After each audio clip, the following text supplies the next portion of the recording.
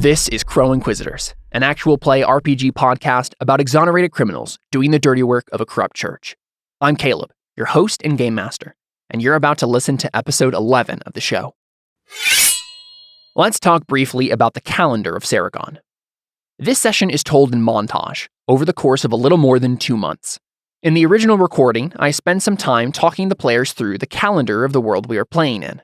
And though I've cut out those portions for the final version, I thought it might be interesting to give you a more organized summary here. The world of Serragon consists of one enormous continent that covers most of the northern hemisphere of the planet, from the Arctic Circle to a bit lower than the equator. There is a sizable ocean between the eastern and western portions of this supercontinent, and an even bigger one that takes up most of the southern hemisphere. As a result, the Garrick calendar, which has become standard almost everywhere, is specifically and intentionally named and organized for people living in one hemisphere with regular seasons. On Serragon, there are exactly 325 days each year. These days are divided into 12 months, with each month being exactly 27 days, with the exception of an extra day that is added to one month. Every year, this extra day passes to the next month, and the next month on a 12-year rotation. The month that receives the extra day, according to Garrick astrology, signifies something prophetic about the way that year will shake out. The current year in our game world is 3487, and thus the month that has the extra day is the month of Highwind, the middle month of autumn. That makes 3487 the year of raging winds. Ask an astrologer what that might mean, but until the year is out and the historians retroactively figure it out, the meaning is anyone's guess. Each month is arranged in a strict seasonal rotation, with the first 3 months of the year delineating spring, the next 3 months giving the bounds of summer, then fall, then winter. Given that most of the people in the world that use this calendar, and really most of the people in the world generally, live in the northern hemisphere, these seasonal boundaries have been more or less agreed upon for many years. The first 3 months of the year, the spring months, are Firstborn, Skyflood, and Vinereach. The summer months are Sparkflight, Flame Dance, and Ember Death. The autumn months are Sunfade, Highwind, and Frostcreep. And the last 3 months of the year, the winter months, are Snowsong, Icefall, and Last Death. The months themselves are also given particular astrological significance, and so the month of one's birth will often be used to judge someone's temperament or destiny. When we begin this session, a few days after the events of the previous episode, it is the 20th of Ember Death, the last of the summer months. Given that Serragon is in a subtropical region of the world, the seasons are less felt here, so the prophetic meanings of the months often take a larger significance. The session will transpire between the 20th of Ember Death and the 5th of Frostcreep, for a total of 67 days. We'll talk a bit more about what that montage will look like later. The first part of today's episode will be following up the immediate aftermath of the events of the scenario. We don't do beliefs, instincts, and traits today, given the session's unique nature, so let's jump right into the action. This is Crow Inquisitors.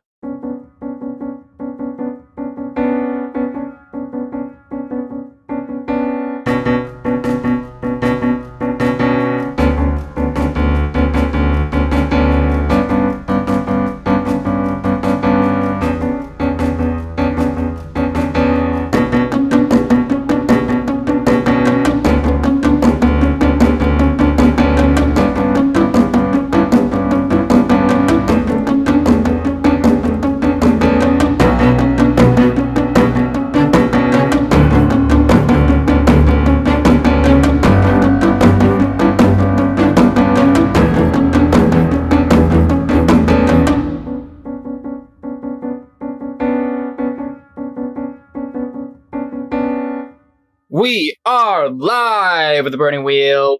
We left off with our characters basically last time getting their heretics. They found the heretics. I'm assuming that you're going to execute them all. Is that true? Well, I kind of assumed we were supposed to bring them back to the church and have them have a trial. How that works? That wasn't necessarily what they said, though, right? That wasn't necessarily what they said. Execute the heretics. Yeah. Right. You did have the authority to do so. Well, I did kind of tell Yuma I wasn't going to just murder them all, so... Okay, that's fine, yeah. You always have the guards do it. Awkward. Yeah, somehow that seems like it smacks of lying by omission. Yeah. Yeah, so basically what we're going to do is we're going to have a period of a few months, really. That's going to be kind of told in montage sequence. I think we kind of start with, I want to ask you guys a few questions about like what you do in the intervening days, just those next couple days that things are happening. I know that you guys find the rest of the heretics, except for maybe one or two. Like scour the town, and there's a few more around. There's maybe a one or two that the Frinta, the leader of the heretics, tells you about because Alphonse seduced her and got her to play along with you guys. But the one that does get away that you knew the name of and is important is Opage, the drunk guy that is giving information to. How did he get away? Well, that's the thing. He fled the initial encounter that you had. Remember, he led you into the trap. And then he apparently left town because no one found him after that. Oh, okay. So, a loser. So yeah, he's gone. He's not around. So that's like the only, him and maybe one or two other people that you just didn't find. Like they managed to squeeze through the cracks, kind of a thing. Once they found out the other heretics had, escaped, kind of a thing. You do know that there might be some other cultists of this same kind of branch religion somewhere around Serragon, but they don't necessarily know where those people are in specifics. So you have all these people rounded up. What are you going to do with them in the meantime? Like, you have this group of cultists who have that false religion, and then you have Liren and Itro, the mayor and his dog, basically. You still have those people to deal with. What are you going to do with all of them? Dylan told Yuma he wasn't just going to go around murdering them all because he wanted them to have a trial. So unless someone else does it, he's just going to try and find a way to get them to be taken to the capital or the city. Sure. So you maybe just send a letter or something? Something like that. Okay, so that works. So you send off that letter. In the meantime, then, what do you do with the members of the order that you found? Min, Lagar, and the Abyss. The Abyss. Well, we still don't really know what's going on. Like now that we got the magic, we're like, okay, so super magical thing to destroy evil. Alphonse can heal now. Right. What? And again, so we montaged the couple scenes after that. So, you round up your cultists. You don't really learn, Alphonse is slowly learning how to use his ability. But I mean, beyond that, you don't know a whole lot more. And to be honest, neither do the order people. Like, remember, they were pretty vague they didn't know about the specifics of this thing either. So you have this orb, and Alphonse, I mean, you still feel this connection to it. And I'm assuming that you're the one who's carrying it around, unless you give it, to anyone or set it in a special place. No, it's in my pockets. Okay, so it's about the size of two fists together. Okay, it's in my satchel. But yeah, so you have that. What's the plan to tell? I mean, Dylan, actually, in your letter to the Inquisitor, what do you say about the order stuff? We determined they weren't part of the heretics thing, right? They don't really need to be mentioned then because they weren't part of the mission. Okay, and that's fine. So. I fully support that idea. Yeah. So, I mean, when Dylan left, he was all for church stuff, and then he kind of, I think, over the time realized he wasn't really sure. All right, awesome. Being quoted apart was something he thought was cool. Cool. I really like that. Yeah. Okay. So that's this really subtle. We're starting to realize, if this was a novel, Dylan would be writing this letter, and you'd have this one little thought for him, and the church doesn't need to know this. That, oh man, Dylan has actually been changed by some of the things that he's experiencing. He doesn't he's not a dog of the military. Cool. Okay, so what's the plan then? Are you going to keep that from them indefinitely? Because this is the thing, Min and Lagar both could be legally tried for murder, or at least attempted murder. Because you do know that Lagar suffocated that old lady, the doctor's wife's death, and Min did try to kill you as a holy knight. So I have no sympathy for any of them. You could just execute them, you're in your legal right to do so as a holy knight. Especially Min. I mean, he attacked you personally, so you have every legal right to just kill him. So they don't need to have a trial? Yeah, there's a legal clause that says if anyone attacks a holy knight, they have forfeited their life at that point. Unless you specifically or someone higher above you says, no, we don't want that. Yeah, I don't know. I feel like it might be just because they're not... Well, I also didn't tell them about them in my letter, so bringing them back to be tried would be kind of weird. Mm-hmm. It depends on what we decide about them in general, whether or not we think what they said was accurate or whether or not they were just got lucky.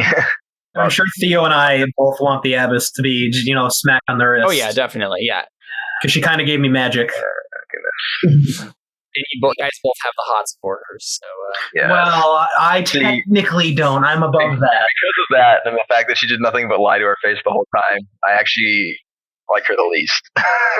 Well, no, I think I like the guy who murdered 2 women less, probably. Mm-hmm. Yeah, no, he should die. He did seem the most unrepentant of it, too. So you just execute him, then? Well, and I think, again, it depends on, as a group, generally what we decide, like, whether or not we're like, yeah, they might be onto something with this whole, like, sure, yeah, stopping darkness thing, or if we're just like, well, they found a treasure map somewhere probably, and we're lucky. Definitely, like, and those are 2 legitimate thoughts to have. The one thing to consider is if this order is a thing, there could be reparations for killing these people if this order finds out about it. But I assume they sent pretty decent people. I mean, as long as, like, legally we're not in any issue. No. As long as the order's not part of the law, then yeah, I don't really have a problem. I'm up for letting them all go except the woman murderer. Who were the other ones we had again? Yeah, you have Min, the Asian culture man. He's from Shoei. So he's not part of the Tagoni culture that spawned this idea of the unknown god, but he is part of a similar culture, kind of like a Chinese analog almost. The murderer I subdued? No, that is the guy that you subdued. So Min is the guy who attacked Dylan and was like protecting the abbess. Legar is the guy that you subdued, and he is he's from like the north. He's like a Celtic culture kind of person. You have him, and then you have the abbess, of course. So he's the one who killed the woman, right? Yes, and the Legar is the one who killed the women. But he claims it was to stop the disease, which seems to be successfully done. Like in the next few days, you don't see any hints of this disease continuing. We don't get the impression that was because of him, right? He's not necessarily. Yeah, no, exactly. Go around and murder people. Uh-huh. Okay. Yeah, that's what I thought. Mm-hmm. We also know it wasn't necessary, and if we knew that, they should have, because they were studying this thing. They probably didn't care. Well, and he got that order from the abbess, didn't he? No, it was the Gare himself who he came in later into the party. So it was just Min and the abbess for a while, and he came in later when they were starting to learn more about it. And yeah, he kind of like took action on his own accord and just went around killing people. So yeah, it was Legar's basically whole idea. So yeah, then we'll probably have him executed. The others, I mean, I'm not going to not let them be charged with stuff because one of them tried to murder us, and they both kidnapped people. Well, the only 2 people they kidnapped are completely fine with it. So that doesn't matter to me. Yes, it is. Plus, one of them tried to kill me, and the other one lied to my face like the whole time about you not being there. So we'll probably just execute the guy who murdered people, and then we'll just bring the other ones in for something. Sure. I don't know. Well, and if they think they can find more of us magic, I mean, that can't hurt. I mean, I won't turn down more magical orbs. Yeah, so you kill Legar, you execute him. So what do you do in the short term with Min and Achia, the abbess? You're just going to keep them in the same prison? The rest of the people? Probably. Yeah, just kind of lure them all in there? Okay. In the intervening days, like, you guys are recovering and you're just kind of taking a breather from the craziness of the last couple of days. Dylan sends out this letter, and I don't think the Scarlet Inquisitor comes. I don't think Vada Frey himself comes, but a couple of, like, a pair of minor Inquisitors arrive, and they meet with, they like request basically an audience, or they don't request, they demand an audience with all of you. And so you're all kind of like, I think meeting at the Abbey. And so like these Inquisitors who actually look like they're twins, they have like matching rank insignias. They're like lower level Inquisitors, and yeah, they look like identical twins. They gather you all up. Some of you are still holding your wounds and all that stuff because you're still recovering from that. But they gather you all up, and they basically like request like a mission report. We are from Vada Frey. He requests a mission report. Please tell us how successful your gathering of the cultists were, and any complications that did result from this. My brother here will take a full report. The other Inquisitors like setting down a piece of parchment on the table in front of him and like getting ready with the ink and quill to like write down all of your statements. David, did you tell him that I got magic powers? No, I left out the whole thing about the order just because it wasn't about the cultists. So are we only going to talk about the cultists? I mean, Basically, the cultist thing was basically done before the order thing started, more or less. We just didn't realize that. At least I didn't realize that. I thought they were connected, but... Did we discuss beforehand that we're only going to tell them about the... Well, I mean, you probably know that I probably mentioned that I left it out of the letter, especially since I knew they were coming. I'd probably be like, yo, I didn't tell them about this. I mean, it wouldn't be a big deal if they mentioned it, because I could be like, it wasn't relevant. It's not like a big deal if they find out. It's just, you don't need to, like, bring it up. I mean, if you could help it, maybe don't heal in front of them, because I think they probably need to do that. No, probably not, yeah. Okay, so what do you kind of tell them then? I mean, I don't know how detailed my letter was. I probably just said we have them. Yeah, exactly. And they're looking for like specifics of like, how well did it go? Did you guys do your job? Were there any complications that we need to like clean up? Only one person we know of for sure has escaped. Everyone else, as far as we know, is We also need a replacement of one of the members of the team, Alphonse. The Inquisitors look at each other, then they look back, and he says, "Explain." I'm like, yes. Tell them why we need to replace the most useful member of the team. As much as I would like that, Can I roll persuasion on that too? Can I roll persuasion to make them believe I'm the most useful member? Well, for that specific thing, no. Okay, so they can need to hear more of it. You can make a persuasion at the end of it, but like. If you actually say that, I think Dylan might contest that. He'd be like, as much as I would love to have Alphonse not here, I mean, he is useful. So do we see this grimace of pain on Dylan's face when he has to admit that? For sure, yeah. It probably takes him a couple seconds to find the word. Yeah, definitely. Useful.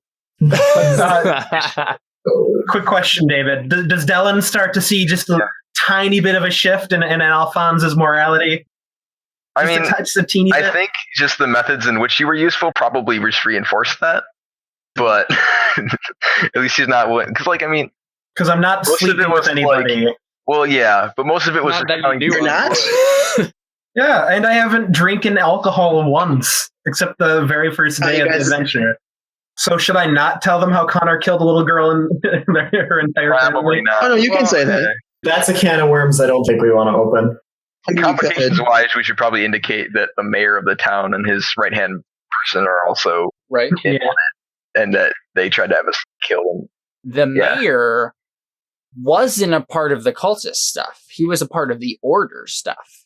Oh yeah, because he had the amulet. Yeah, he wasn't. I don't care. He still tried to get us arrested. See, so this is. I'm wondering, like, how you. Well, and I mean, originally I just suspected him of being one anyways, because the thing he said to me. And he had the markings that he kind of hid stuff from me when I was originally talking to him. Mm-hmm. Then his right-hand person tried to kill us, which I might leave out the part of why. Mm-hmm. Well, I mean, not entirely. There has to be something. They find out and I didn't say it. I'll explain that Katarius caused some issues, but he then wouldn't submit to trial and then tried to kill us. So either way, still guilty. And then the mayor also tried to have us arrested. So, I mean, like, even at the point when I was in the courtyard where I wanted him arrested, I thought he was a cultist.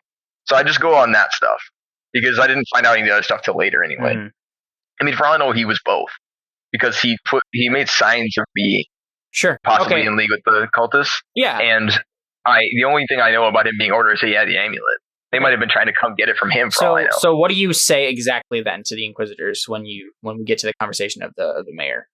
Basically, just that he hindered us along the entire way and then ended trying to kill us. Yeah, he wasn't very forthwith until he tried to conceal things until I kind of pressed it out of him, and then during the course of investigation, he tried to have us arrested, and then Alphonse talked us out of that, so we didn't have to draw any blood. But so I mean, he'll probably sort of mention that and be like, he was trying to impede our investigation. Sure. Basically, it's just that he's impeding our investigation the whole time. Yeah. And more his steward was the one trying to do things. And of course, I mentioned the fact that he tried to cover up the fact that our friend was dying on the ground, regardless of whose fault that was. So I think one of the Inquisitors, the guy who's been doing the most of the talking, so there's one who does most of the reading, and the other guy's who's been talking to you guys. And he kind of looks at you, Dylan, when you explain this, and he says, "You're speaking of Itronad." There's also gross negligence. I mean, he had a giant cult in his town. Right. It was just totally under his nose. How did he miss that? I mean, we had to dig pretty deep to find it, but it was huge. So particularly for the size of the town. Sure, and it was pretty big. Yeah, I think you mentioned that, and the Inquisitors kind of look at each other again. You notice this exchange between the two, basically along the lines of consternation, almost embarrassment. So the last thing that Dylan said was, he's bashing this mayor guy. You know that he was a holy advocate before this, so he was put in this place. He was. I believe you found this out at some point. I think it was shared to the party. That he was, appointed here by the church. Like the church was like, hey, we need you to do this position instead. We don't need you to be a holy advocate, kind of a thing.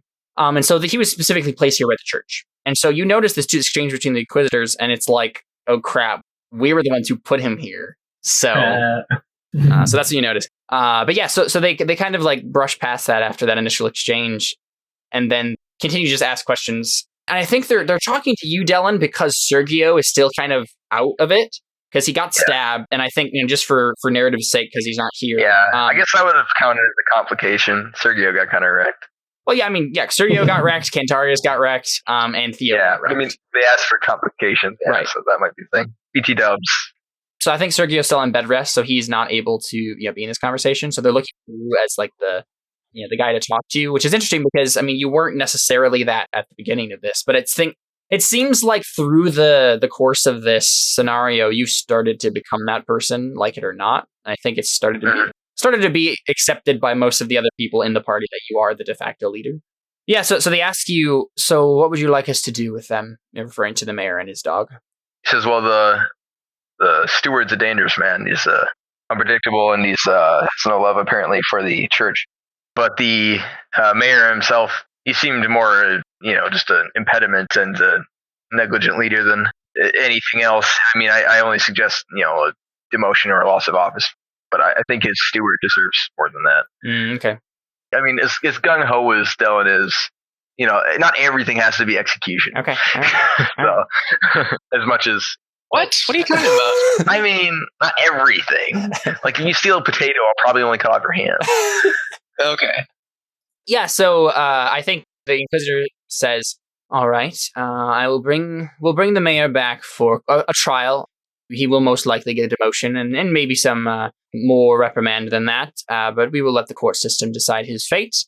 And the guy writes it down. And then he says, but as for the steward, I think he must be executed. I think we will take him with us, though. You won't need to preside over the execution. We will make sure that he is brought to the chapter and executed in the next public execution. We'll use it as a bit of an example. And I think we will bring the heretics back to Luke Chapter as well for execution. The Scarlet Inquisitor, he wants this to be a spectacle. He wants this to be a little bit of a show for the populace to see what false doctrine will lead them to. So, he just nods, he says, as you see fit. He kind of goes back to the whole thing that Cantarius said about Alphonse, and he says, Cantarius, you say that Alphonse Tan here is not fit for duty as a Crow Inquisitor? You see the guy who's been writing down stuff kind of chuckled to himself, no one's fit. That's the point of Crow Inquisitors. Nice. He would say, literally none of us are fit, but he is damaging the group more than helping it. If you want this to be done, and if you want this to be done properly, he needs to be out. Yes, give them specific examples of what I've done to hinder this investigation, Cantarius. Tell them how all of my persuasiveness and amazing abilities hindered the group from finding the heretics, even though my persuasion was what led us to them. Yes. Yes, Cantarius? He slept with multiple people on the job, got seduced, and is the reason the entire last bit problem happened. You do realize that's a falsehood, right? No, it's not. I didn't sleep with anyone. You didn't sleep with anyone. First night. Yeah. Oh, What? yeah, the first night. Yeah, he woke up in some other lady's... I remember it now. No, it was... Second night or something. Yeah, it was the first night in the town. Oh. Yeah, I but remember none of that. you know that. I remember that. Was I not there for this? I don't remember that. No, I wasn't there when we... Yeah. No, Yeah. I was No, that I didn't remember that. happen. Yeah, because that was in the morning montage scene where we were having everybody wake up. Yeah, you just woke up in some random girl's bed. Okay. Okay, well, in that case, Dylan gives you a look because he didn't know that. No, again, I don't He's think like, you anyone did does. what? Well, we need to back up because I don't think anyone knows that. Terrence wouldn't have said that. Okay. Yeah. But I mean, if he wasn't in his room, No, Oh, Like- that's a good point. I You know. guys all shared a suite, remember? yeah, we were all in the same inn. Okay, But I so didn't bring so her to the Cantarius. inn. Okay, so I Can- No, but he might assume Yeah, that's yeah. what you were doing if you spent the night Cantarius. somewhere Yeah, else. Cantarius is assumed. So it's not a falsehood. That's exactly what I think happened. Oh, Fair enough. That's a logical assumption for him to make. Because I'm the most observative of all of us, even though I'm blind. But Right. Okay, cool. This is Cantarius and Alphonse doing an opposed persuasion roll, which is only going to go one way. Oh, boy. all right, so persuasion is for what skill? Will? Yeah, it's based on will.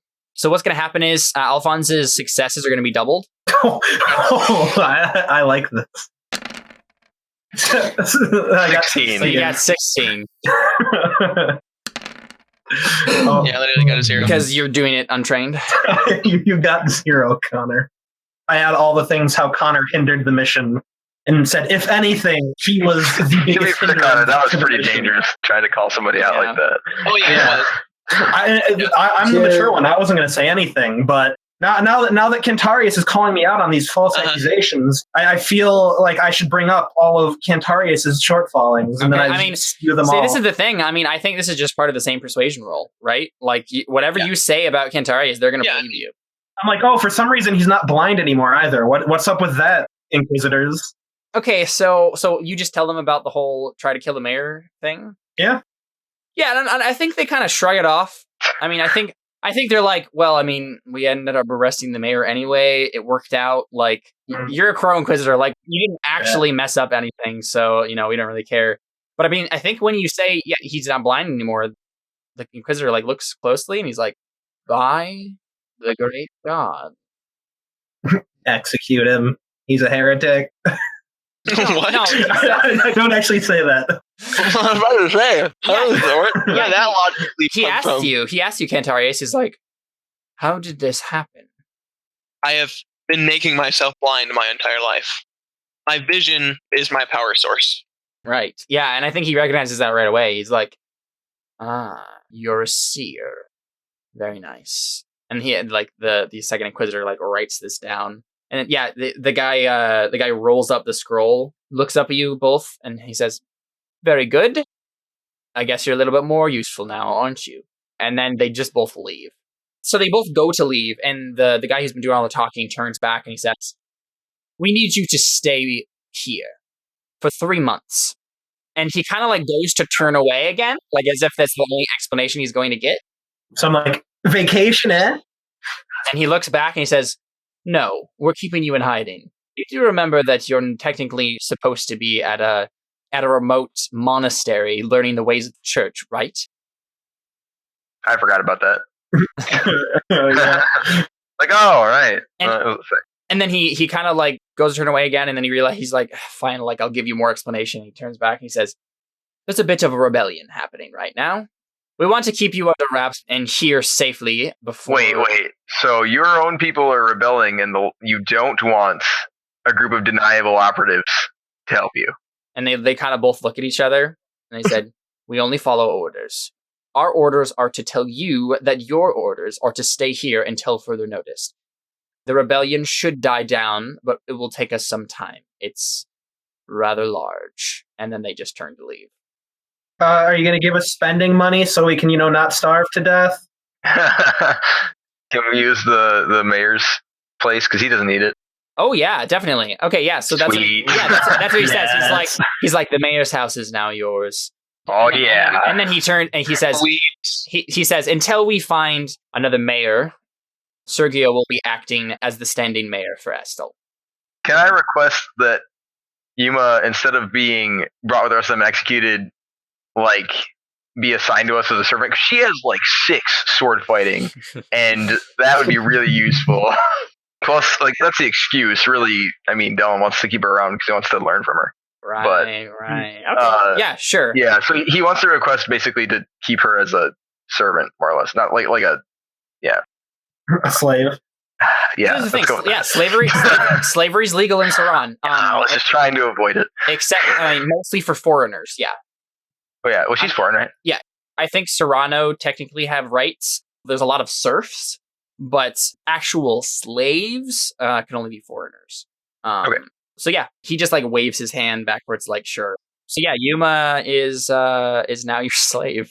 Yeah. How do you broach that topic with her?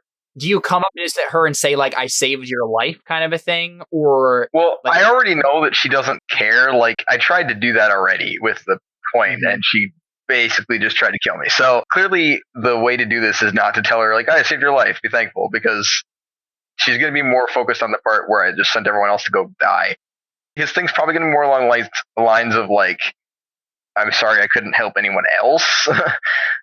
What is your actual conversation with her when you broach that topic with her? So the rest of her companions, get carted off to go be executed in Lucerta, and then she's left. Yeah. And yeah, she's in the cell by herself, and she's like, "What the heck? Like, why am I still here?" And then you walk up.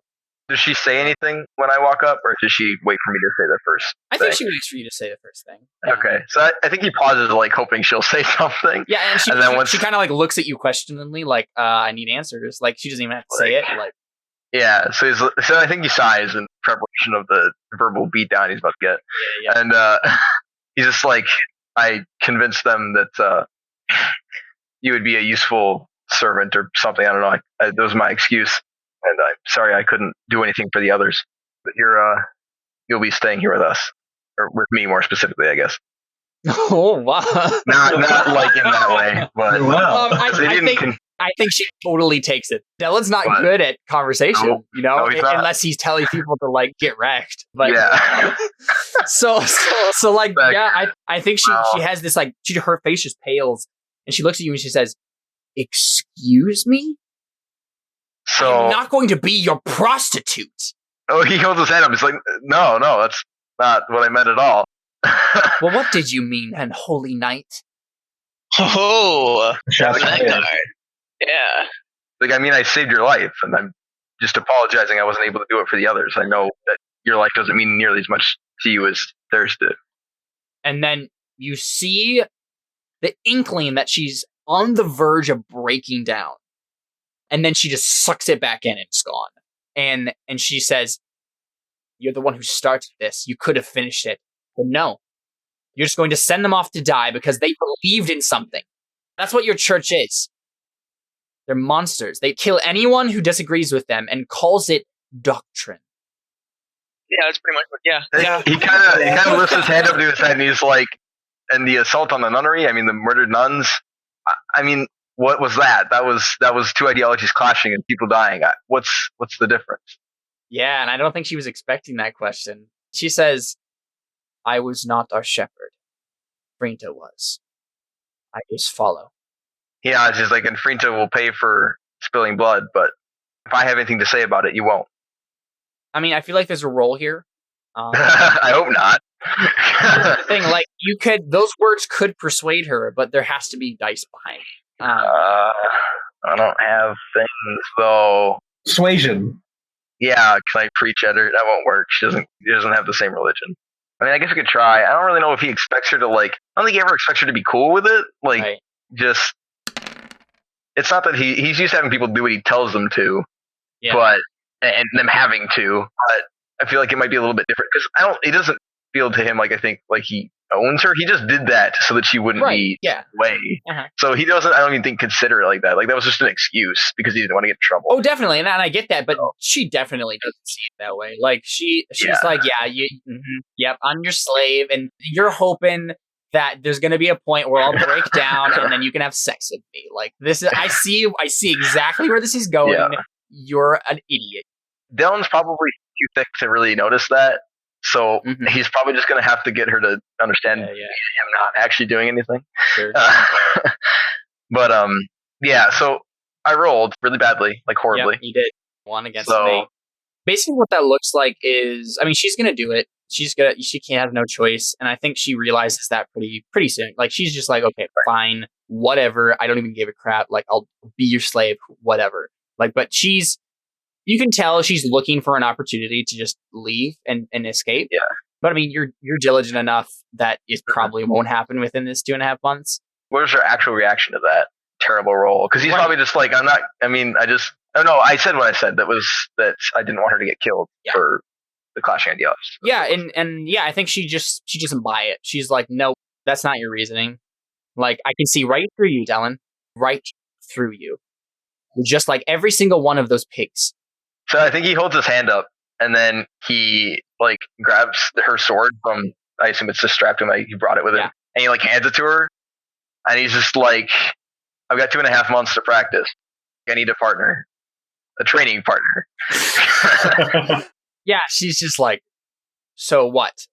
We're gonna go spar, and everything's gonna be okay." He shakes his head. We're just gonna ignore the fact that you just sentenced every single person I've ever loved to death. He's just like, "Are you turning down the chance to take it out on me?" Mm. I might want to have some guards. So She takes the sword with that. Yeah. What happens is, she takes the sword, and maybe you are a little nervous at that point. Like, you're like, wait a second, I shouldn't have done that. Well, to be fair, I don't actually know how good she is because she didn't really get a chance to fight me last time. That's true. I mean, I know she's good enough that he trusted her to beat a Holy Knight 1-on-1, so she has to be at least decent. And she's also one of their leaders, so I assume that she must be good. Yeah, definitely. And we like cut there to a scene of you guys like stretching, stuff like that, in the courtyard of the mayor's compound, which where you basically going to be doing all of this stuff. And I think at this point, like the mercenaries that were hired by the mayor, they're working for you now, basically. Sweet. They're like, hey, like if you keep paying us, we'll keep guarding this place. Like, Nice. And you have the funds from the church, so they're watching. They're making sure you've told them that this is probably end badly. But she's kind of like swinging around her sword, and stretching and just kind of like eyeing you every once in a while. And you guys are kind of like on opposite corners of the courtyard. And then she raises her sword towards you and she says, "Well." Well, yeah. I guess he just draws the sword and he's like, I think he just steps forward. Like I don't think he has anything to say. Yeah. Oh no, definitely. I don't think either of you are very talkative people. So. Yeah, it's just like, well, let's see who dies. This is gonna go real bad. So I mean, let's go ahead and make a sword roll. All right. Wow. Oh. That's pathetic. How did you get that? I don't know. I don't know how that's possible. I rolled 4 2s. We tied. She doesn't. I'm okay with tying. 6. So yeah, okay. So it's a stalemate.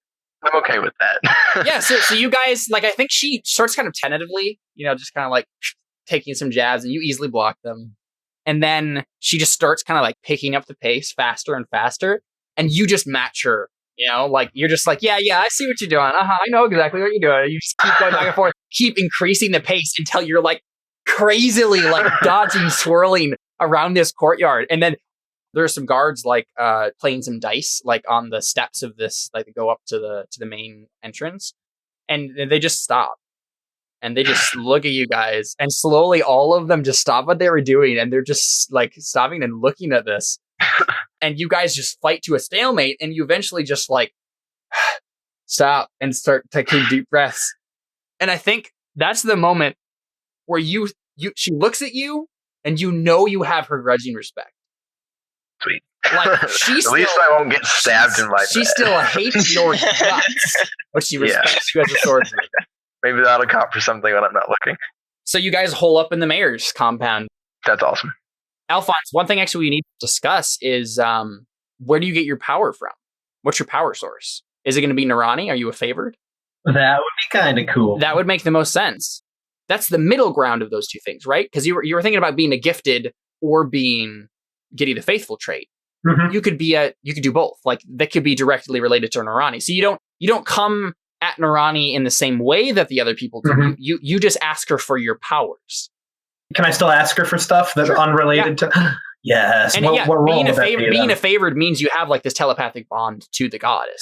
So so that's cool. But what will happen though, Alphonse, is whenever you do something, you have to ask Narani for it. You ask Narani for like power to do something. So like at the beginning of every scene or whatever, if you want to have like power draw on, like, you just kind of have to ask Narani, say, hey, this is what I'm going to use it for, kind of a thing. And if she's okay with that, then she'll give you power. But yeah, you can't do anything against her will because she's going to decide, what she's going to give you power to do. Yeah. So basically what we're going to do is we have at least 2 months and 2 weeks. We're going to at least wait until Cantarius is fully healed. So within that time, you can do a lot of different things. The main thing you'll probably be doing is practicing. You can always describe your character like doing other things around the town. You could take an active interest in like the town development, and Sergio, I'll ask Theo and Sergio the same questions and see what they're doing. But Sergio is going to be a little involved in the day-to-day management of things. But anyone who needs to rest, like recover their wound dice and all that stuff, you can't do anything physical, but you can practice like by studying or with your magic, that kind of stuff. Each of you has a number of hours equal to 3 times your will exponent to practice. Yes, please. 3 times your will. That's how many hours per day you can practice. The maximum, no matter what. I can what, practice 18 hours a day. How boss is that? The maximum altogether is 20 hours a day. But if you actually do that, you're going to run into sleep deprivation, and you're going to have to make fort tests. So I wouldn't recommend. Yeah, you can get about 6 hours of sleep a day and be okay. So once we get all these tests figured out, we'll kind of like go through like what your months look like in the montage sense. But yeah, so go ahead and figure out like what skills you want to train.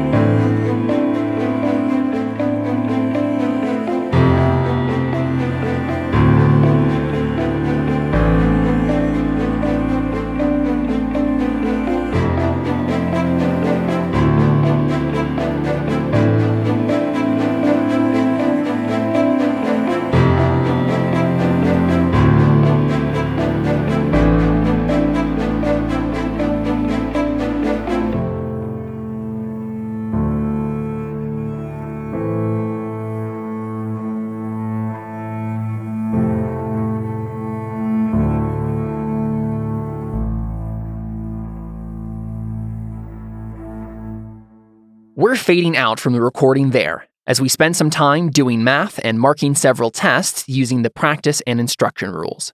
I didn't want to bore you with the minutia of hammering out every last detail, so we'll pick up after the players have marked tests and continue on with our montage of the months the characters spend holed up in the town of Estol. Before we return to that, though, I thought I'd at least give you a quick description of how practice works, so you understand what's been going on when we get back. In Burning Wheel, characters can undertake a practice regime to polish their skills. This aids characters in advancing their skills by filling in the gaps in a character's active experience. The drawback to practice is that it requires substantial in-game time investment. Practice time comes in many forms: exercising, studying, and even trying out your skills on your friends. There are several tables that list categories of skills and stats and how long one must practice per day and for how many days to get a desired test, but there's too much to simply list here. Suffice it to say that practice is how a character in the Burning Wheel gains some extra tests towards advancing a skill while they're in between adventures. Before we continue with the game, I wanted to make a few brief notes about what I cut out when trimming our practice session here. There's quite a bit of finagling with numbers and arguing about rules, none of which would be interesting to most people, but a few things get mentioned that I wanted to make sure get noted here. Since Adam and Trevor are out this session, we deal with their practice and downtime off-screen. Nothing particularly momentous happens with their characters, just marking some tests, but I wanted to note that. Jared also made a circles roll to find a noblewoman, a past romantic interest, that could teach him to use his newfound sorceress abilities. He succeeded handily, and so spent his time with that noblewoman, who lived a day's ride away from Estol, through most of the 2.5 months that we montage. Let's jump back into it and see what our characters are up to throughout their time in Estol. This is Crow Inquisitors.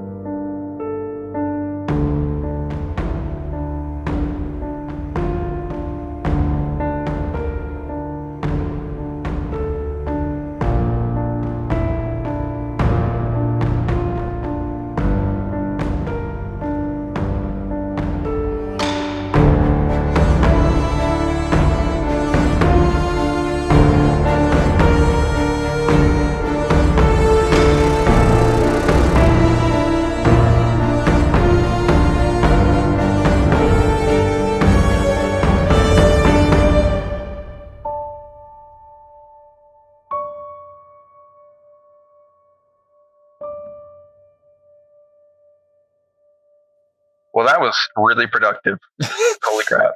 I got the skill 4 in Doctrine. I got 2 challenging tests on a 6 sword skill, and I got my power up to 3. And you know the reason for that is because you have a freaking 6 will. You just pushed yourself to practice 18 hours a day for 2.5 months. You're the only one who can be that productive in its span like I am that. disciplined. So Antonius and Antarius and Alphonse are just kind of like lounging around for half the day, and Della is just out there training nonstop or having philosophical discussions with Yuma. Yeah. Guys, I have 7 Grey Sword. That means that it gives me 2 dice when I put it into other things, which I'm never going to do because it's the only thing I roll. But I'm so excited.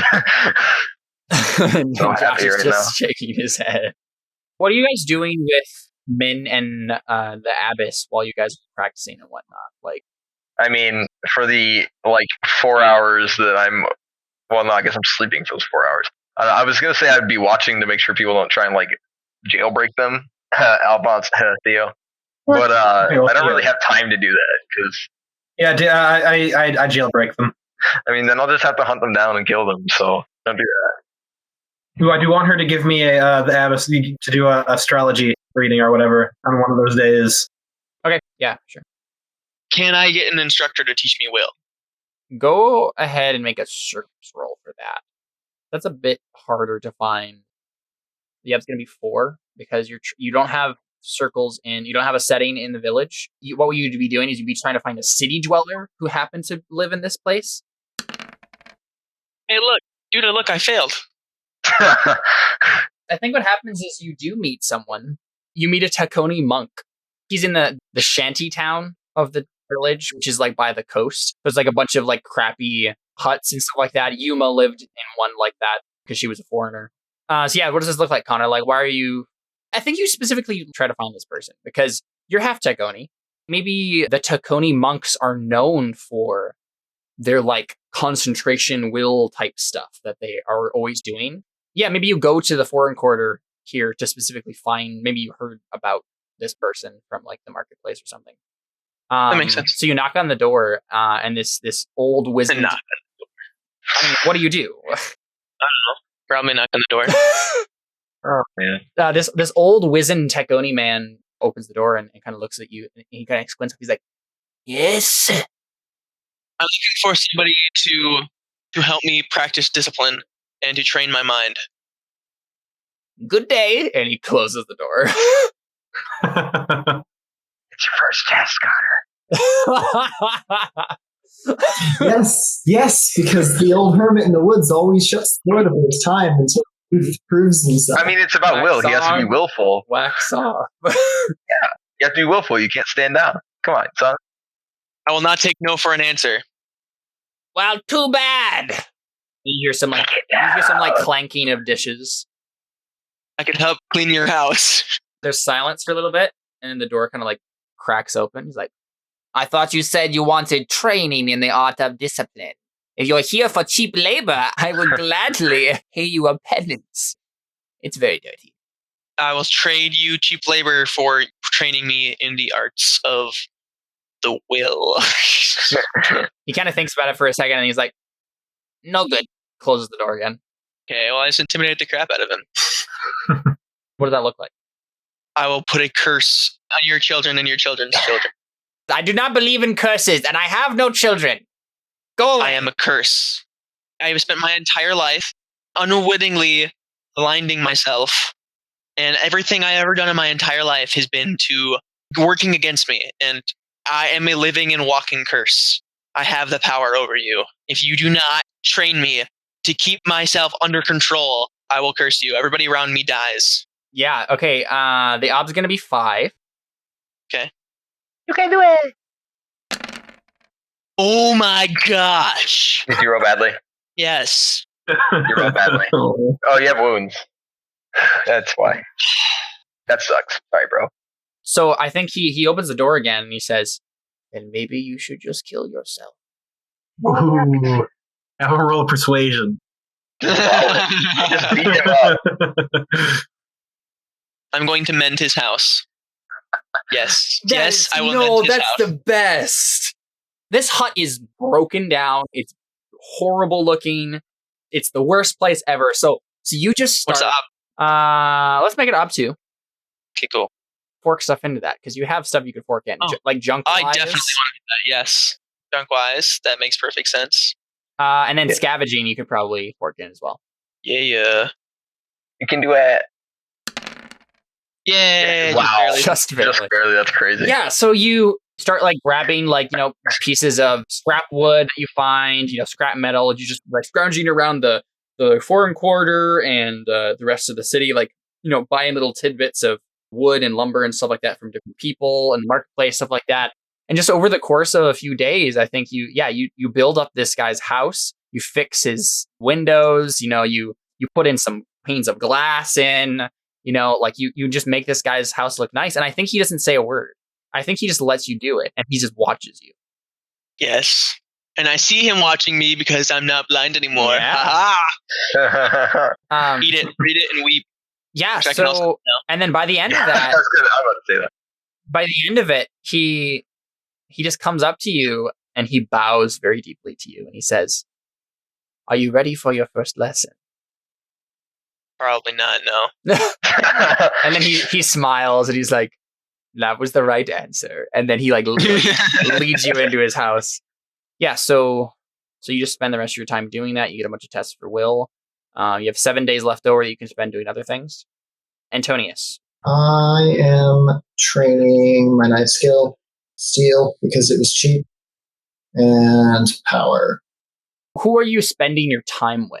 Like, besides this, are you just training alone, or are you getting some guards involved in weightlifting competitions or knife fights or whatever? Kind of like sparring kind of stuff.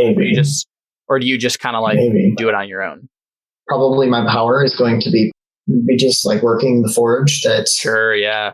What's left, and I'll put that toward power instead of blacksmithing because there's literally nothing I can do with my blacksmith. Right. Anyway, It probably wasn't really you learning anything. It would be. Yeah. I would literally be learning nothing, repairing plowshares. Yeah.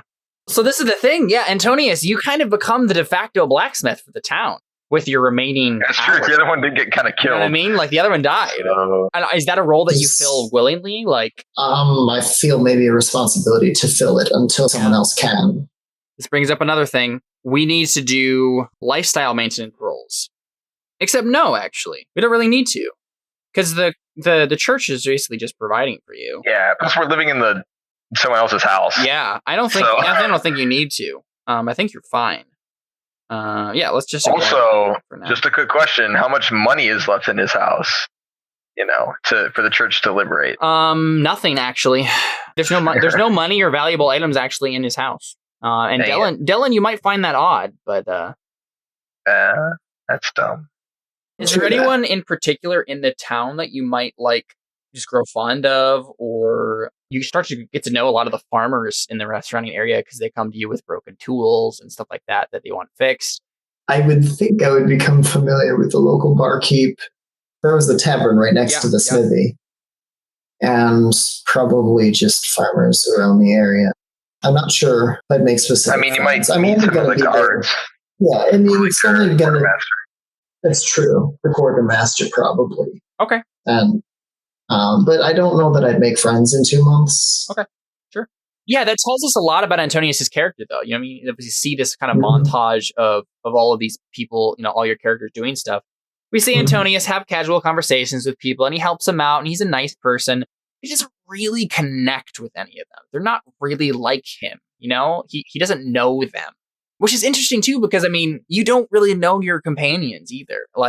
Even if you do spend time with any of these people, you probably aren't better friends with them, per se, by the end of it.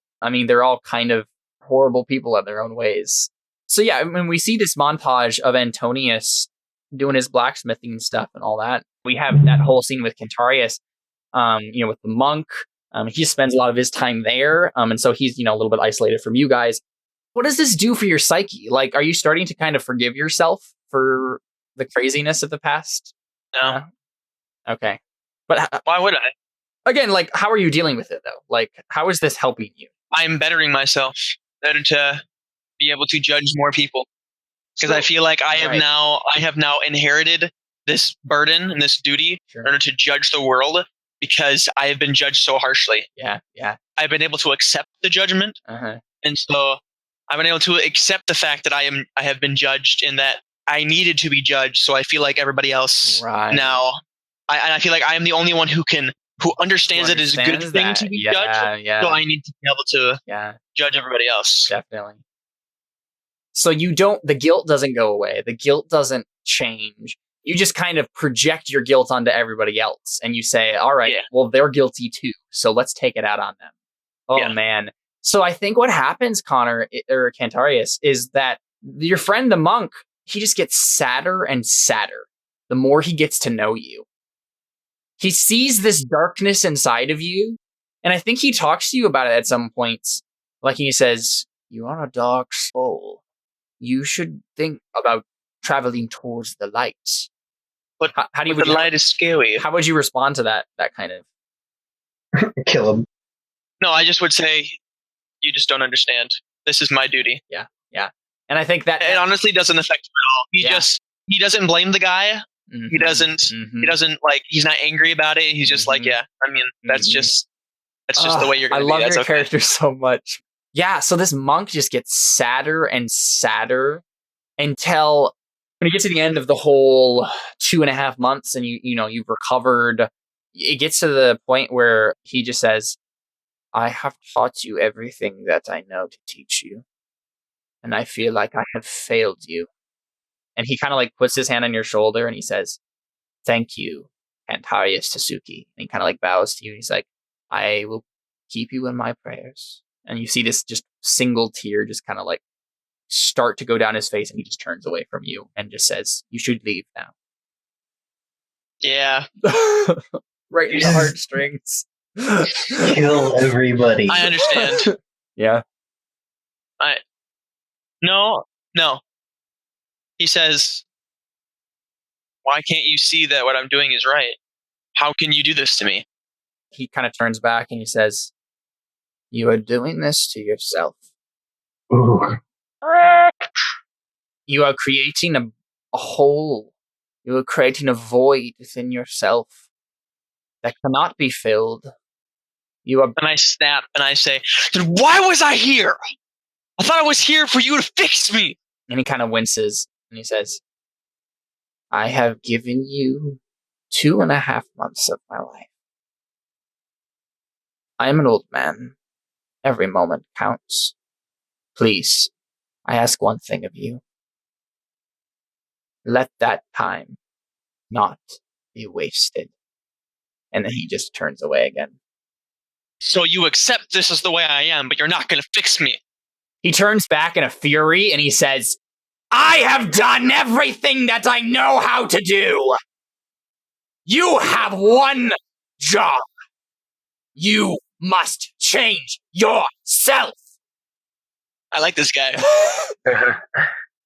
Kill him. And he says, leave. I have nothing more to teach you. And then I just spend a long moment of silence, and then I say, I think you did just teach me the last thing that you could. And I walk out. Yeah, so let's go to Alphonse. What does it look like, Alphonse, when you're training with the essential discipline with Varelia? A lot of me being frustrated. Okay. So for the rest of you and for the audience, so Alphonse does Circle's role where we started. Varelia is a member of the nobility, the daughter of an ex-bishop. And an ex-lover. And an ex-lover of Alphonse's. Not the bishop, but the daughter. Yes, that kid. The daughter. And they live on a villa nearby the town. Just in a country villa. They have some serfs and stuff that work the surrounding fields. And Alphonse knew she lived here, and she had manifested the powers of the essential discipline at an early age. And he got a really good Circles roll with some extra dice. Yeah, so Alphonse goes there and asks, and the bishop has always been trying to push her on Alphonse as a possible marriage relationship. He wants to have that connection to the Pope. I mean, that would be a good political alliance. we'd established that the girl has some mild attraction for Alphonse. Like he's a possible suitor, but like she likes to play the field. Like she's not one to sell out on anyone yet. She's like 25, I think, so she's getting about to the point where she should marry someone soon to cement some sort of alliance with her family. But she's willful enough to push it off this long.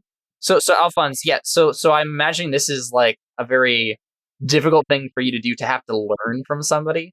Yeah, it's basically just a montage of me failing over and over again and getting really frustrated because I've never actually studied or actually tried at anything. Definitely. I'm sensing, and tell me if I'm wrong, but I'm sensing that Alphonse does really care about this thing. He wants to learn how to do this, and it frustrates him that it's hard for him to do this. He doesn't like having to learn things, but he wants to actually learn this thing. Like the first thing in his life he's actually wanted to learn. And so why is that? Why do you want to learn the essential discipline? What's motivating you?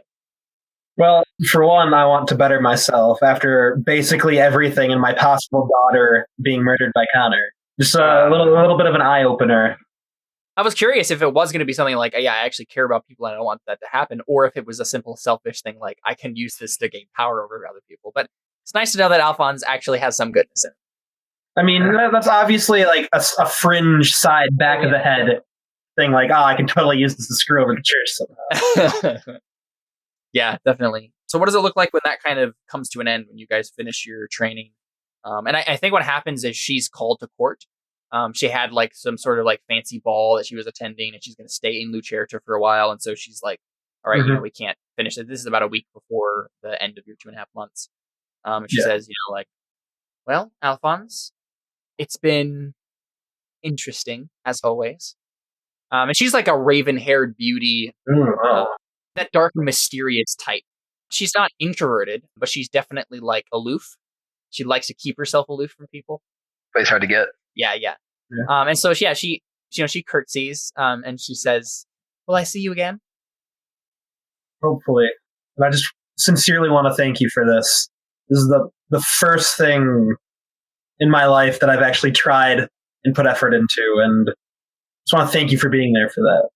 Yeah, I think she's really taken aback by that. I think she expected you to have some sort of like witty, like repartee, you're gonna flirt a little bit, but she like looks at you and then she kind of like smiles, and in a non-sexy way. She's not trying to flirt. She's not trying to like be coy. She's literally like a smile. And this is the first time I think you've ever seen her smile like this, because it's always a very like aloof kind of thing, or like smirk or something like that. This is like a legitimate, like genuine smile. And she says, "I do hope to see you again, Alphonse, truly." And then she turns. And then her father walks into the room and like looks after her and then looks at you, and he's like, nudges his head. Go after her, son. And I look at him saying, maybe someday, but for now, my powers are needed.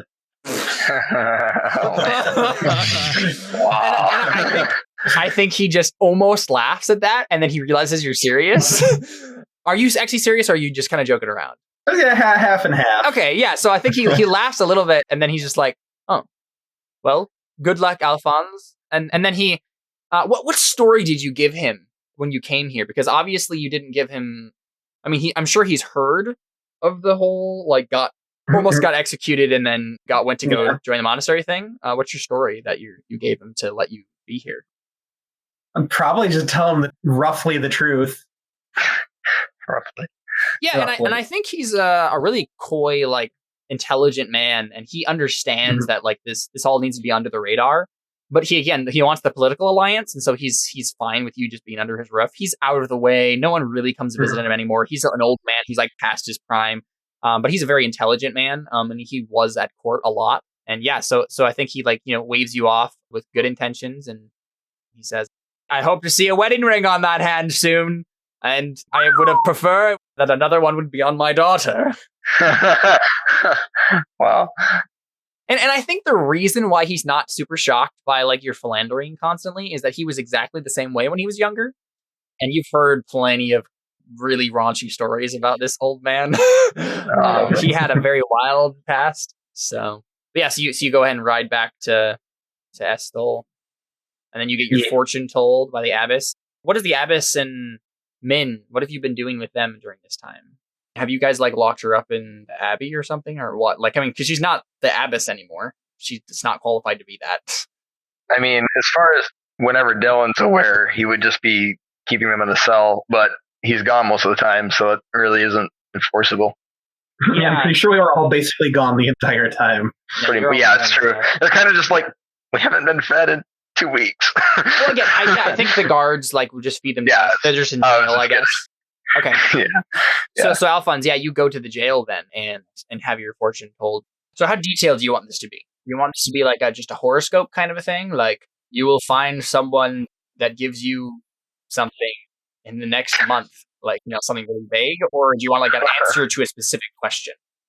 It's not necessarily an answer to a specific question, but something less vague than what you just gave. Yep, there is a middle ground between those. So Ob 3, so it's determining the auspices of a journey. So it's basically going to be what is your life going to be like in the next couple months? She goes ahead and succeeds. So, I think what she's going to say is basically you're going to be presented with a choice. You're going to be able to choose the path of good or the path of evil. And what you choose will decide more than you could ever comprehend. And then I kill her. And then Theo comes and runs you through with a pitchfork. No. I mean, a glorified pitchfork, sorry. I'll just persuade him not to, it's fine. But she does it for you. And she actually asks after you. She says, how was your journey? How did it all go? She seems genuinely interested. She does seem a little, her and Min both look pretty worse for wear from being in the jail for 2 months. But I feel a prang of guilt. Not for Ming, but I mean, he kind of punched me in the face. He did. And tried to kill David. Yeah. Yep. Yeah. But I mean, that has to earn him some brownie points, right? I mean, I don't necessarily hate you. I'm just competitive with you. Yeah. A rival, not an enemy. I'm your enemy and not a rival. You're basically Sasuke and I'm Naruto. It's fine. Oh yeah, I see it. I see it. Which means someday I'll surpass you. So Alphonse, what do you respond to that question with? It was very enlightening. And she says, I heard something about the powers that were awoken by the... And she kind of looks around at the guards. The object...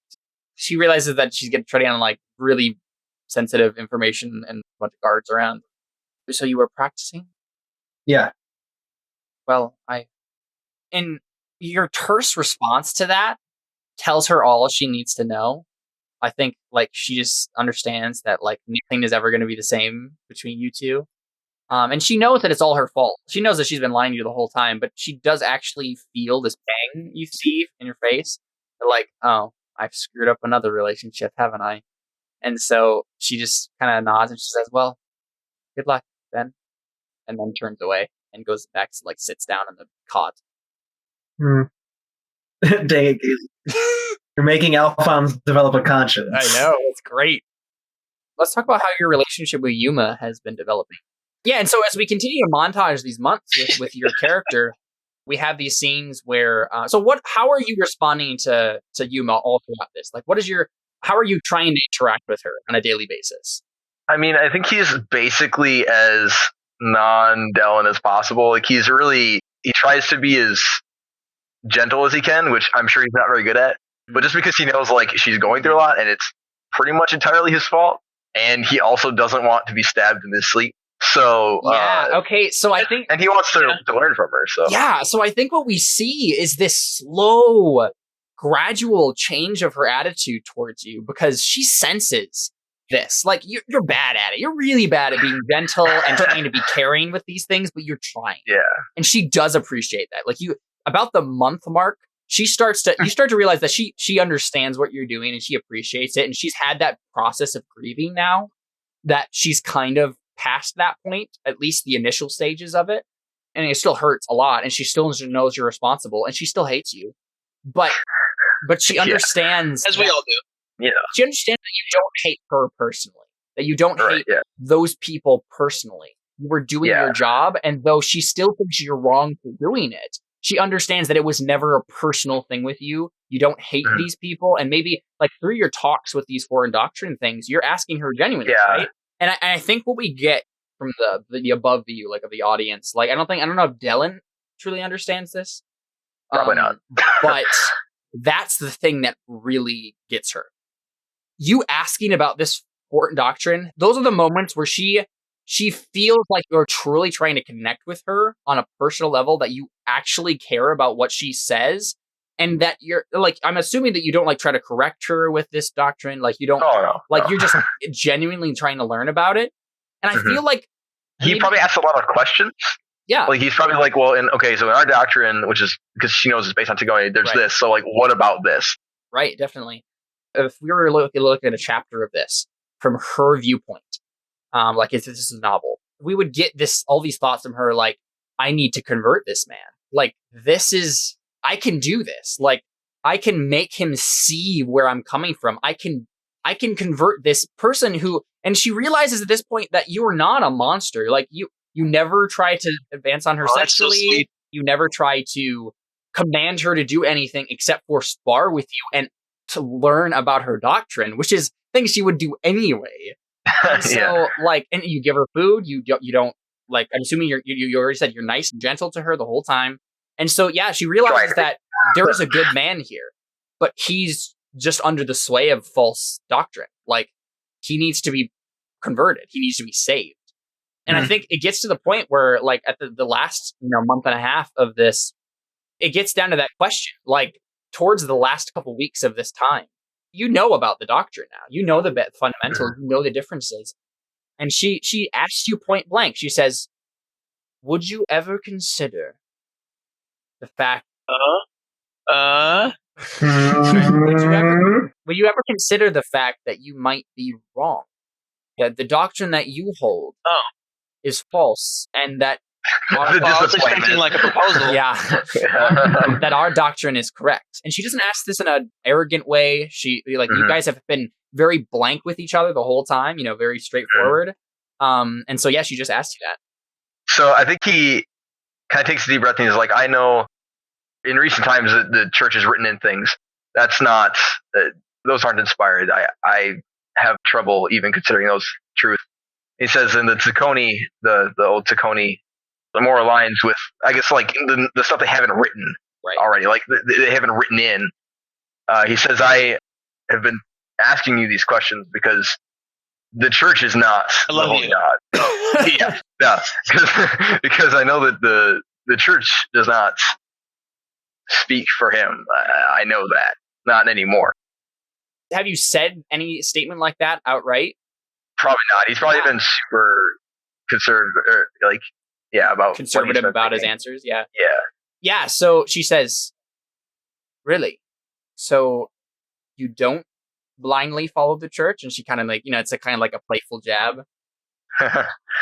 I think he gives flashes a quick grin and then he kind of sombers up because he's thinking about the reason he's actually doing it, just because he'll die. He's like, well, not blindly, not anymore, but unfortunately, it still doesn't leave me any choice. They still don't leave me any choice. She looks at you point blank and she says, "What is holding you here? Why can't you just leave? We could." And then she realized that she just said "we," and she says, "It probably goes straight over his head." Yeah.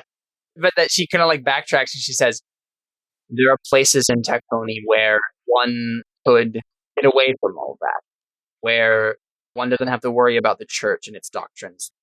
Places where they could be safe." Run away, far away. Yeah. We'll never find you. The Inquisitor, did he say anything about telling people would get us killed or anything like that? Was it just about, there wasn't any "you can't talk about this" clause, was there? No, not really. Okay, I didn't think so. Because if he specifically said, if you say the word, spell, your body floats apart or anything like that. Well, in that case, he probably, looks away for a second, contemplating whether or not this is a stupid idea. Yeah. And he's like, well, don't tell anybody I told you this. Not that it'll matter anyways. But the Inquisitors, they have a spell of some sort. I've seen what it does to people who disobey them, and, I don't know how to break it. And I mean, I'm not even sure if it's possible to break. It says, regardless of whether or not I believe the church speaks for Holy God or whether or not they have gone too far in their writings of, adding to scriptures and debasing foundations. Regardless of what I think, it doesn't matter. If I if I want to stay alive long enough to find out what I believe, I'm going to have to do what they say. And if we're looking at this from the audience's perspective, this is the moment where we realize that Yuma falls in love with you. I knew it was going to happen. I totally called it, didn't I? Didn't I, Jared? I called it, man. I think what you get is you know that she softens to you, right? Like, you know that you've broken through to her. Like, she understands why you do what you do. And you probably very much appreciate that. But you don't realize the underlying romantic stuff that she's just now. Okay. Well, crap. I think what we do actually get now is the Inquisitors come back and they meet with you again, gather you all together. And they don't mention the rebellion. They don't mention anything about that. And I think you maybe heard some news that it turns out it was in Lucerta itself. Okay. That it was a religious rebellion. There was a lot of violence, but they're all dead now. So order has been restored. They don't say anything about that. They ask some precursory questions about what you've been doing. And basically they tell you your training is now complete, referring to that mystical, monastery training that you apparently got. And they say, we need you back in Lucerta. Now that the rebellion's over? Exactly. Well, that's butts. What was I supposed to do with this sword all day? From an audience perspective, I think we understand that the rebellion isn't quite over. They might think it's over, the violence has stopped. The obvious violence has stopped, but there's still a lot of tension. There's still a lot of things going on in Lucerta. But yeah, so you guys head out. A couple questions for you, though. Are you taking the abbess with you? I'm assuming that Alphonse would want to take the abbess with him, and Theo would pretty much insist on taking the abbess with them. Yeah, plus, if there's any other magical spheres, Yeah, plus, it's better than having a giant blowout with Alphonse and Theo, one of which has a pretty decent skill with a trident. So, I guess. Okay. Plus, if the order comes after us, we'll have a hostage, so. What do you do with Min? Can I persuade him to be my sellsword? Sure, I guess. Yes. It's going to be a 12 persuasion. Oh, man. Wow. Caleb. Thing is, Alphonse, you could make that. You could make that. Fortunately, as terrifying as it is, yes, you can make that. Yeah, I guess. Could I possibly lower it down if my arguments are good enough? What are your arguments? For one, I'm well, the abbess is already coming with us, so part of your duty is making sure she's safe, right? I think he says, my duty is to find the other treasures. And we already have one, and you need all of us to find the other ones anyway, as we've proven already. This is the thing. I think you'll be able to convince him to come along pretending to be your sellsword, but for him to actually be legitimately loyal, to do that as an actual thing, that's a really hard role. But it'd be a lot less difficult to just convince him to come along and play along with it. And then maybe you'll help him find the other stuff. Well, I'm not saying hey, be my slave. I'm hey, come with us and help us. Yep. Oh, yeah, I'm just going to go ahead and do bullcrap, falsehood, and telltale teller. Okay. Because I'm we're going to do all this magical stuff. Mm-hmm. Well, I got 4 sixes. You got a lot of sixes. Whoa. Okay. Gonna mark off that challenging. If you don't make this, come on. You gotta make this, come on. You got another 6, though. Well, this is a 1 in 36 shot right here. Darn, that's still a success, It is a success. Yeah, okay. So does anyone want to add anything in with it? No. You could have asked that beforehand, but... Okay. But I forgot that that's an actual... So yeah, he goes along with you. I think Alphonse thinks he's convinced him to be loyal to him. Yes. So what is your masterful argument that convinces yourself that you've convinced him? I'm well, he obviously wants us all to be safe in order to get the treasures, which we've already proven he needs, so... Okay, so you're just... You think you've totally sold the bit, we will help you find these other treasures. And the guy's no, I can do this on my own, I'm just gonna, leave at the best opportunity. kind of a thing. Well, doesn't he know we need the keys, though? Like us as keys? Yes, but he's not going to do it on your terms. You know what I mean? Like, doesn't he have to? Otherwise, he doesn't get it open at all. Couldn't you think that perhaps he's able to force us to do whatever he wants us to? No, yeah, I mean, he could go get reinforcements. I think that's what it is. Is he's going to try to leave with the best opportunity, get more reinforcements, capture you all, and then force you to do this. Because that worked so well for him last time he tried to do that. Well, he only had 2 people last time, and they were split up. But yeah, I mean, so you don't know any of that. You think you can. Yeah. So awesome. So obviously you're taking Yuma, correct? Yes. The mercenaries probably stay. Yeah, we probably can't afford to pay them. And Min, I guess. Yeah. So. Mm-hmm. Yep. Awesome. So you all head out and off to Lucerta.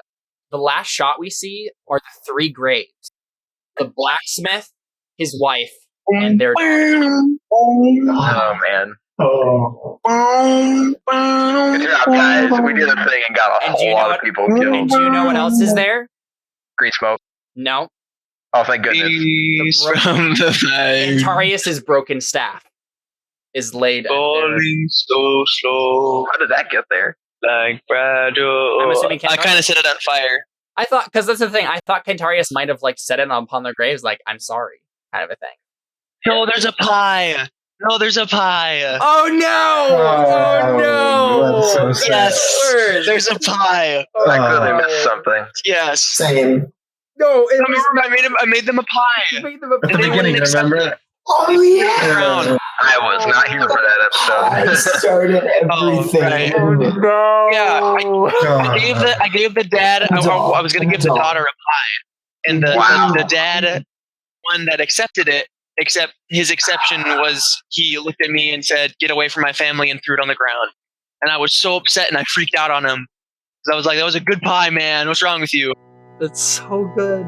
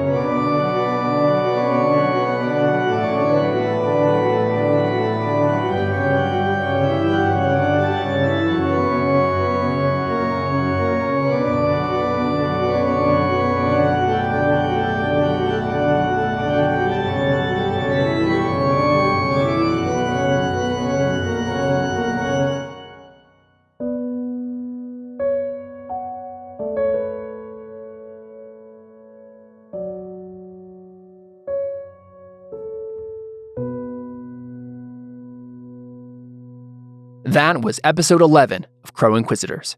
This marks the end of Crow Inquisitors Season 1, though I will be releasing a final post-season discussion with the cast and I soon. I hope you've enjoyed Season 1 of Crow Inquisitors. More content will be coming in the future, but for now, we've reached the end. Thank you so much for listening.